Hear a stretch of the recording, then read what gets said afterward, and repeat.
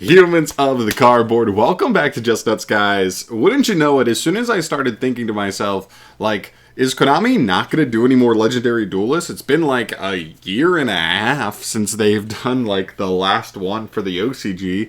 And lo and behold, here we go. We have an announcement for the next one. This is Duelist Pack, Duelist of Explosion. Shout out to Yu-Gi-Oh! Organization, by the way. They kill it on the news cycle. But yeah, great meme here as well.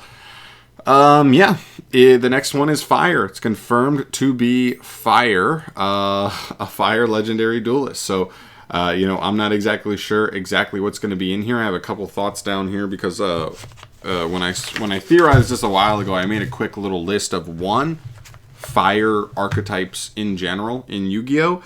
And two, which by the way is not a very long list, but two, how many archetypes actually have like a relevant anime character? Because I think that's one thing that some people seem to always miss when I make these videos. Whenever I talk about like theorizing what could end up in a Duelist pack, I always seem to get comments that are like, "Oh, you Fire, I love Metal Foes," and then my first response is always like, was there ever a relevant character in the anime that played Metal Foes? Because if not, it's not even a possibility for this set. Because you got to keep in mind, the way Konami markets these sets is very much so based around the characters that end up in here. So there have to be somewhat relevant characters that can end up in here for them to even have a chance at ending up in the set. So when you go through like the Fire archetypes, I'll list off a bunch of them that probably don't have a chance because I don't know off the top of my head. Feel free to correct me if there's any of these that I'm going to list here that had a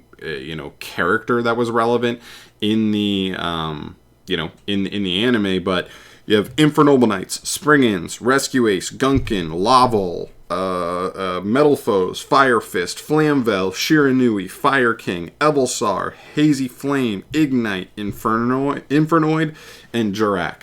As far as I know, most of those archetypes do not have an actual relevant character, and that's the thing. Maybe they were played once in the show, but you have to think from like a marketing standpoint. If they can only pick 3 decks to go into this set, there's got to be 3 somewhat marketable duelists. If it's just like a random one episode, one time character that no one cares about that played one of these archetypes, there's no way they would actually select them for the set.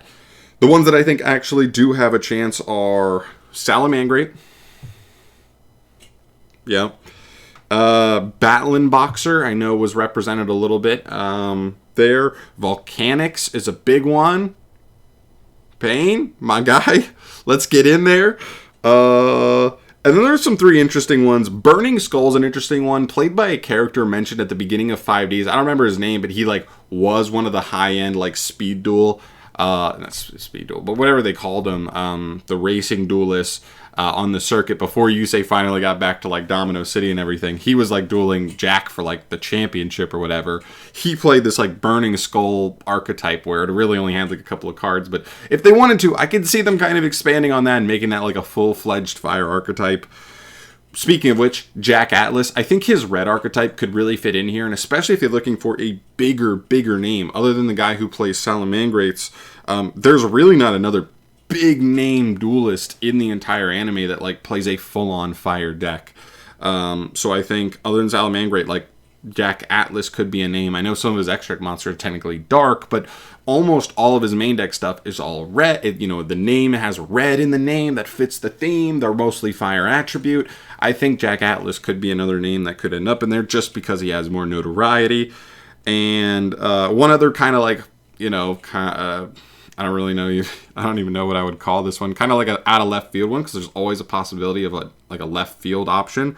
I would say Flame Swordsman. Not really a full-on archetype. It does have like a random like blue Flame Swordsman like card. Like it has just like a random thing that came out. I wouldn't be surprised if Konami just came out and said, here's 7 cards. Let's just make Joey Wheeler like a Flame Swordsman archetype. Because before he got the Red Eyes Black Dragon, Flame Swordsman was kind of like a boss monster to him, or kind of like a secondary boss monster to him. So I wouldn't be surprised if they actually want to go through and mess around with that. But that's kind of like my pitch out of left field that could potentially end up in there. But if I had to guess, what makes the most sense to me, Salamangreat, Volcanic, Battling Boxer. All represented in the anime, all need support.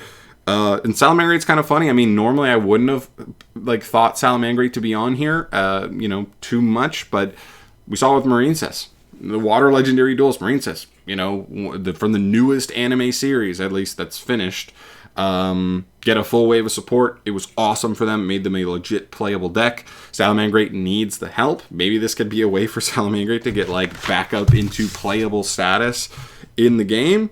That'd be pretty cool. But yeah, those are just some quick thoughts on that. I may go a little bit more in depth once I do a little more research on some of the fire archetypes to see if there's anything else that I think could fit the mold for the Duelist pack for the fire. And by the way, the date in the OCG is May 27th, so the very end of May, which means, you know, we're 4 months just from the OCG getting this, which means we're probably more like 6 or 7 months from the TCG getting it, at least. And yeah, so we've got a long ways to go. Hopefully sooner than later we'll at least get announcements on who's going to be released in the pack, and hopefully it's good. I mean, if it's volcanic, I mean, here's the good thing about the way they've been doing it. They've only been picking 3 different duelists for them as of late, but the good thing there is instead of getting, you know, 4 or 5 cards, they're getting 7 cards per archetype. So you can fix anything. Even if you want to talk about how outdated Battling Boxer or Volcanics are, 7 cards can do a ton. And I don't even have to talk about it. Like Salamangrate, 1 phenomenal card could fix Salamangrate, but if they just gave them like 3 to 5 like nice cards that kind of like just power creep some of their other cards, just make them overall a better engine, we're in there. Salamangrate to me just kind of needs like interruption to end on. Salamangrate is one of those great resource-intensive decks, but they just don't inherently end on a ton of interruption. I think that's where they fall short. If they get to the grind game, they're in a great spot, but as far as going first, they just do not, like, they don't threaten the opponent that much as what they're setting up. So I would focus on that. We'll see what happens, though. I will obviously bring you more news when we find out more. Maybe a couple discussion videos soon about some of these archetypes and what I'd want to see overall and get a little more specific there. But I'm out of here for today, guys. Thank you so much for watching, as always. Let me know your thoughts down below. What do you want to see in here, and what archetypes do you want to see, and what kind of support for those archetypes? I'd love to hear your thoughts down below. Throw those in the comments section. But I'm out of here for today. Thanks for watching. Catch you in the next one. Subscribe if you haven't. Peace.